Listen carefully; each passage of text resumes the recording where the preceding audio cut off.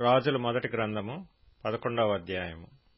మోయాబీయులు, ఎదోమీయులు, అమ్మోనీయులు, సీదోనీయులు, హిత్తీయులు అను జనులు మీ హృదయములను తమ దేవతల తట్టు త్రిప్పుదురు గనుక వారితో సహవాసము చేయకూడదనియు వారిని మీతో సహవాసము చేయనీయకూడదనియు యెహోవా ఇశ్రాయేలీలకు సెలవిచ్చియున్నాడు. అయితే రాజైన సొలొమోను ఫరో కుమార్తెను గాక ఆ జనులలో ఇంకా అనేక మంది పరస్త్రీలను మోహించి కామాతురత గలవాడై వారిని ఉంచుకొనుచూ వచ్చెను. అతనికి 700 మంది రాజకుమార్తెలైన భార్యలను 300 మంది ఉపపత్నులను కలిగియుండిరి. అతని భార్యలు అతని హృదయమును త్రిప్పివేసిరి. సొలొమోను వృద్ధుడైనప్పుడు అతని భార్యలు అతని హృదయమును ఇతర దేవతల తట్టు త్రిప్పగా అతని తండ్రి అయిన దావీదు హృదయము వలె అతని హృదయము దేవుడైన యెహోవా ఎడల యథార్థము కాకపోయెను. సొలొమోను అష్తారోతు అను సీదోనీయుల దేవతను, మిల్కోము అను అమ్మోనీయుల హేయమైన దేవతను అనుసరించి నడిచెను. ఈ ప్రకారము సొలొమోను యెహోవా దృష్టికి చెడు నడత నడిచి తన తండ్రి అయిన దావీదు అనుసరించినట్లు యథార్థ హృదయముతో యెహోవాను అనుసరింపలేదు. సొలొమోను కెమోషు అను మోయాబీయుల హేయమైన దేవతకును, మొలెకు అను అమ్మోనీయుల హేయమైన దేవతకును యెరూషలేము ఎదుటనున్న కొండమీద బలిపీఠములను కట్టించెను. తమ దేవతలకు ధూపము వేయిచు బలులనర్పించుచుండిన పరస్త్రీలైన తన భార్యల నిమిత్తము అతడు ఈలాగు చేసెను.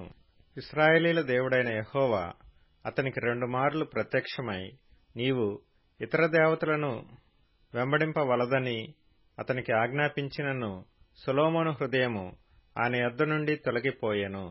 యెహోవా తనకిచ్చిన ఆజ్ఞను అతడు గైకొనకపోగా యెహోవా అతని మీద కోపగించి సెలవిచ్చినదేమనగా, నేను నీతో చేసిన నా నిబంధనను కట్టడలను నీవు ఆచరింపకపోవుట నేను కనుగొనుచున్నాను గనుక ఈ రాజ్యము నీకుండకుండా నిశ్చయముగా తీసివేసి నీ దాసునికిచ్చెదను. అయినను నీ తండ్రి అయిన దావీదు నిమిత్తము నీ దినములయందు నేను అలాగున చేయక నీ కుమారుని చేతిలో నుండి దాని తీసివేసెదను. రాజ్యమంతయు తీసివేయను. నా దాసుడైన దావీదు నిమిత్తమును నేను కోరుకొనిన యెరూషలేము నిమిత్తమును ఒక గోత్రము నీ కుమారునికిచ్చెదను. యెహోవా ఎదోమీయుడైన హదదు అను ఒకని సొలొమోనునకు విరోధిగా రేపెను. అతడు ఎదోము దేశపు రాజవంశస్థుడు. దావీదు ఎదోము దేశము మీద యుద్ధము చేయుచుండగా సైన్యాధిపతి అయిన యోవాబు చంపబడిన వారిని పాతిపెట్టుటకు వెళ్లియున్నప్పుడు ఎదోము దేశమందున్న మగవారినందరినీ హతము చేసెను. ఎదోములోనున్న మగవారినందరినీ హతము చేయు వరకు ఇశ్రాయేలీలందరితో కూడా యోవాబు 6 నెలలు అచ్చట నిలిచెను. అంతటా హదదును అతనితో కూడా అతని తండ్రి సేవకులలో కొందరు ఎదోమీయులను ఐగుప్తు దేశంలోనికి పారిపోయిరి. హదదు అప్పుడు చిన్నవాడై ఉండెను. వారు మిద్యాను దేశములో నుండి బయలుదేరి పారాను దేశమునకు వచ్చి పారాను దేశము నుండి కొందరిని తోడుకొని ఐగుప్తులోనికి ఐగుప్తు రాజుకు ఫరో నొద్దకు రాగా ఈ రాజు అతనికి ఇల్లును భూమియు ఇచ్చి ఆహారము నిర్ణయించెను. హదదు ఫరో దృష్టికి బహు దయ పొందగా తాను పెండ్లి చేసుకొనిన రాణి అయిన తహ్పెనేసు సహోదరిని అతనికి ఇచ్చి పెండ్లి చేసెను. ఈ తహ్పెనేసు యొక్క సహోదరి అతనికి గెనుబతు అను కుమారుని కనెను. ఫరో ఇంట తహ్పెనేసు వీనికి పాలు విడిపించెను గనుక గెనుబతు ఫరో కుటుంబీకులలో నివసించి ఫరో కుమారులలో ఒకడుగా ఎంచబడెను. అంతటా దావీదు తన పితరులతో కూడా నిద్ర పొందిన సంగతిని, సైన్యాధిపతి అయిన యోవాబు మరణమైన సంగతిని ఐగుప్తు దేశమందు హదదు విని నేను నా స్వదేశమునకు వెళ్ళుటకు సెలవిమ్మని ఫరోతో మనవి చేయగా ఫరో నీవు నీ స్వదేశమునకు వెళ్లకోరుటకు నా యొద్ద నీకేమి తక్కువైనది అని అడిగెను. అందుకు హదదు తక్కువైనదేదియూ లేదు గాని ఎలాగుననైనను నన్ను వెళ్లనిమ్మనెను. మరియు దేవుడు అతని మీదికి ఎల్యాదా కుమారుడైన రెజోను అను ఇంకొక విరోధిని రేపెను. వీడు సోబా రాజైన హదదెజరు అను తన యజమానుని యొద్ద నుండి పారిపోయినవాడు. దావీదు సోబావారిని హతం చేసినప్పుడు ఇతడు కొందరిని సమకూర్చి కూడిన యొక్క సైన్యమునకు అధిపతి అయి దమస్కునకు వచ్చి అచ్చట నివాసము చేసి దమస్కులో రాజాయెను.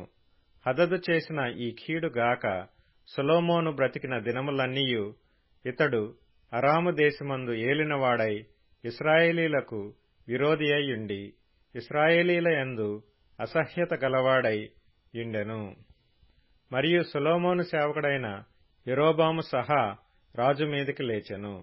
ఇతడు జెరేదా సంబంధమైన ఎఫ్రాయిమీయుడైన నెబాతు కుమారుడు.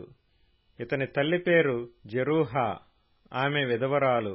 ఇతడు రాజు మీదికి లేచుటకు హేతువేమనగా సొలొమోను మిల్లో కట్టించి తన తండ్రి అయిన దావీదు పురమునకు కలిగిన బీటలు బాగుచేయుచుండెను. అయితే యరొబాము అను ఇతడు మహాబలాఢ్యుడైయుండగా యవనుడగు ఇతడు పనియందు శ్రద్ధ గలవాడని సొలొమోను తెలుసుకొని యోసేపు సంతతి వారు చేయవలసిన భారమైన పని మీద అతనిని అధికారిగా నిర్ణయించెను. అంతటా యరొబాము యెరూషలేములో నుండి బయలు వెడలిపోగా షిలోనీయుడును ప్రవక్తయునగు అహీయా అతనిని మార్గమందు కనుగొనెను. అహీయా క్రొత్త వస్త్రము ధరించుకొనియుండెను. వారిద్దరూ తప్ప పొలములో మరి ఎవడనూ లేకపోయెను. అంతటా అహీయా తాను ధరించుకొనియున్న క్రొత్త వస్త్రమును పట్టుకొని 12 తునకలుగా చింపి యరొబాముతో ఇట్లనెను, ఈ 10 తునకలను నీవు తీసుకొనుము. ఇశ్రాయేలీల దేవుడైన యెహోవా సెలవిచ్చినదేమనగా, జనులు నన్ను విడిచిపెట్టి అష్తారోతు అను సీదోనీయుల దేవతకును, కెమోషు అను మోయాబీయుల దేవతకును, మిల్కోము అను అమ్మోనీయుల దేవతకును మ్రొక్కి సొలొమోను తండ్రి అయిన దావీదు చేసినట్లు నా దృష్టికి యోగ్యమైన దాని చేయకయు, నా కట్టడలను నా విధులను అనుసరింపకయు, నేను ఏర్పరచిన మార్గములలో నడవకయు నున్నారు. గనుక సొలొమోను చేతిలో నుండి రాజ్యమును కొట్టివేసి 10 గోత్రములను నీకిచ్చెదను. అయితే నా సేవకుడైన దావీదు నిమిత్తమును నేను యెరూషలేము పట్టణమును కోరుకొనినందునను ఇశ్రాయేలీల గోత్రములలో నుండి వానికి ఒక గోత్రము ఉండనిత్తును. రాజ్యము వాని చేతిలో నుండి బొత్తిగా తీసివేయక నేను కోరుకొనిన నా సేవకుడైన దావీదు నా ఆజ్ఞలను అనుసరించి నా కట్టడలను ఆచరించెను గనుక దావీదును జ్ఞాపకము చేసుకొని అతని దినములన్నీయు అతనిని అధికారిగా ఉండనిత్తును. అయితే అతని కుమారుని చేతిలో నుండి రాజ్యమును తీసివేసి అందులో నీకు 10 గోత్రములనిచ్చెదను. నా నామమును అచ్చట ఉంచుటకు నేను కోరుకొనిన పట్టణమైన యెరూషలేములో నా ఎదుట ఒక దీపము నా సేవకుడైన దావీదునకు ఎల్లప్పుడూ నుండునట్లు అతని కుమారునికి ఒక గోత్రము ఇచ్చెదను. నేను నిన్ను అంగీకరించినందున నీ కోరిక ఎంతటి చొప్పున నీవు ఏలుబడి చేయిచు ఇశ్రాయేలు వారి మీద రాజువై యుందువు. నేను నీకు ఆజ్ఞాపించినదంతయు నీవు విని నా మార్గములననుసరించి నడుచుచు నా దృష్టికి అనుకూలమైన దానిని జరిగించుచు నా సేవకుడైన దావీదు చేసినట్లు నా కట్టడలను నా ఆజ్ఞలను గైకొనిన ఎడల నేను నీకు తోడుగా ఉండి దావీదు కుటుంబమును శాశ్వతముగా నేను స్థిరపరిచినట్లు నిన్నును స్థిరపరచి ఇశ్రాయేలు వారిని నీకు అప్పగించెదను. వారు చేసిన క్రియలను బట్టి నేను దావీదు సంతతి వారిని బాధపరచుదును గాని నిత్యము బాధింపను. జరిగిన దానిని విని సొలొమోను యరొబామును చంపచూడగా యరొబాము లేచి ఐగుప్తు దేశమునకు పారిపోయి ఐగుప్తు రాజైన షీషకు నొద్ద చేరి సొలొమోను మరణమగు వరకు ఐగుప్తులోనే ఉండెను.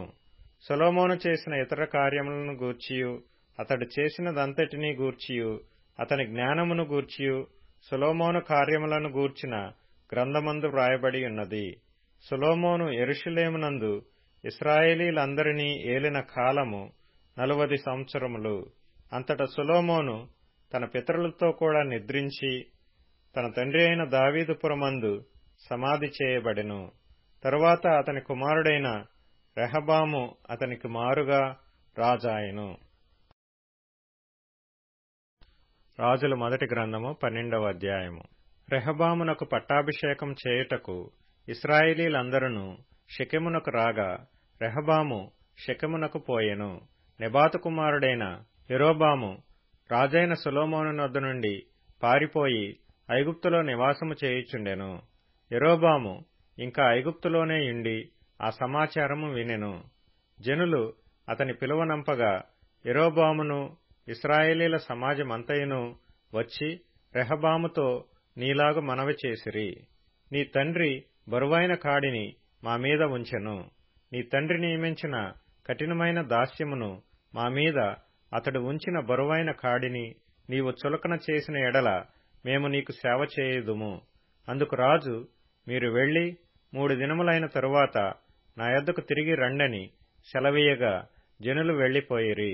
అప్పుడు రాజైన రెహబాము తన తండ్రి అయిన సొలొమోను బ్రతికియున్నప్పుడు అతని సమ్ముఖమందు సేవ చేసిన పెద్దలతో ఆలోచన చేసి ఈ జనులకు ఏమి ప్రత్యుత్తరమిచ్చేదనని వారినడుగగా వారు, ఈ దినముననే నీవు ఈ జనులకు దాసుడవై వారికి సేవ చేసి మృదువైన మాటలతో వారికి ప్రత్యుత్తరమిచ్చిన ఎడల వారు సదాకాలము నీకు దాసులగుదురనిరి. అయితే అతడు పెద్దలు తనతో చెప్పిన ఆలోచనను నిర్లక్ష్యపెట్టి తనతో కూడా పెరిగిన యవ్వనులను పిలిచి ఆలోచననడిగి వారికీలాగు ప్రశ్న వేసెను. మా మీద నీ తండ్రి ఉంచిన కాడిని చులకన చేయుడని నాతో చెప్పుకొనిన ఈ జనులకు ప్రత్యుత్తరమిచ్చుటకు ఏ ఆలోచన మీరు చెప్పుదురు? అప్పుడు అతనితో కూడా ఎదిగిన ఆ యవనస్తులు ఈ ఆలోచన చెప్పిరి. నీ తండ్రి మా కాడి బరువైనదిగా చేసెను గాని నీవు దానిని చులకనగా చేయవలనని నీతో చెప్పుకొనిన ఈ జనులకు ఈలాగు ఆజ్ఞయిమ్ము. నా తండ్రి నడుము కంటే నా చిటికన వ్రేలు పెద్దదిగా ఉండును. నా తండ్రి మీ మీద బరువైన కాడిని పెట్టెను. సరే, నేను ఆ కాడిని ఇంకా బరువుగా చేయుదును. నా తండ్రి చబుకులతో మిమ్మును శిక్షించెను. సరే, నేను కొరడాలతో మిమ్మును శిక్షించుదును. కీర్తనల గ్రంథం 73వ కీర్తన. నా హృదయమును నేను శుద్ధి చేసుకొని యుండుట వ్యర్థమే. నా చేతులు కడుక్కొని నిర్మలుడనై యుండుట వ్యర్థమే. దినమంతయు నాకు బాధ కలుగుచున్నది. ప్రతి ఉదయమున నాకు శిక్ష వచ్చుచున్నది. ఈలాగు ముచ్చటింతునని నేననుకొనిన ఎడల నేను నీ కుమారుల వంశమును మోసపుచ్చిన వాడనగుదును. అయినను దీనిని తెలుసుకొనవలెనని ఆలోచించినప్పుడు నేను దేవుని పరిశుద్ధ స్థలములోనికి పోయి వారి అంతము గూర్చి ధ్యానించు వరకు ఆ సంగతి నాకు ఆయాసకరముగా ఉండెను. నిశ్చయముగా నీవు వారిని కాలుజారు చోటనే ఉంచియున్నావు. వారు నశించునట్లు వారిని పడవేయుచున్నావు.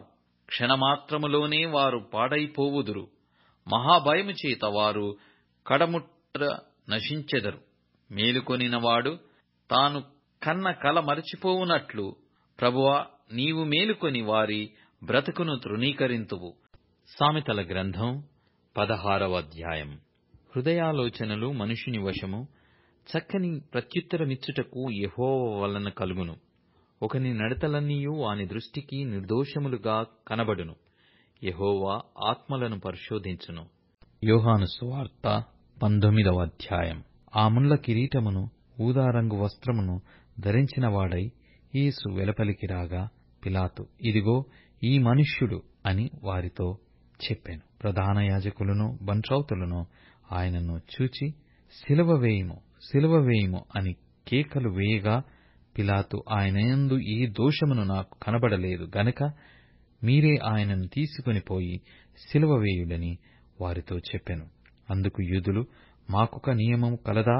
తాను దేవుని కుమారుడనని ఇతడు చెప్పుకొనెను గనక ఆ నియమము చొప్పున ఇతడు చావవలెనని అతనితో చెప్పిరి.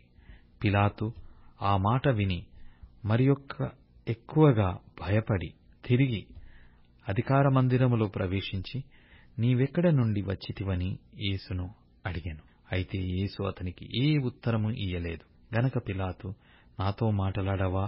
నిన్ను విడుదల చేయుటకు నాకు అధికారము కలదని, నిన్ను సిలువ వేయుటకు నాకు అధికారము కలదనియు నీవెరగవా అని ఆయనతో అనెను. అందుకు యేసు, పైనుండి నీకు ఇయ్యబడియుంటేనే తప్ప నా మీద నీకు ఏ అధికారమును ఉండదు. అందుచేత నన్ను నీకు అప్పగించిన వానికి ఎక్కువ పాపము కలదనెను. ఈ మాటను బట్టి పిలాతు ఆయనను విడుదల చేయుటకు యత్నము చేసెను గాని యూదులు, నీవు ఇతని విడుదల చేసితివా?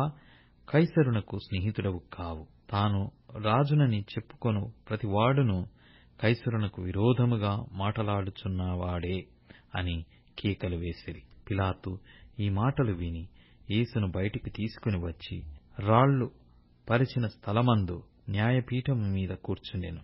హెబ్రీ భాషలో ఆ స్థలమునకు గబ్బత్తా అని పేరు.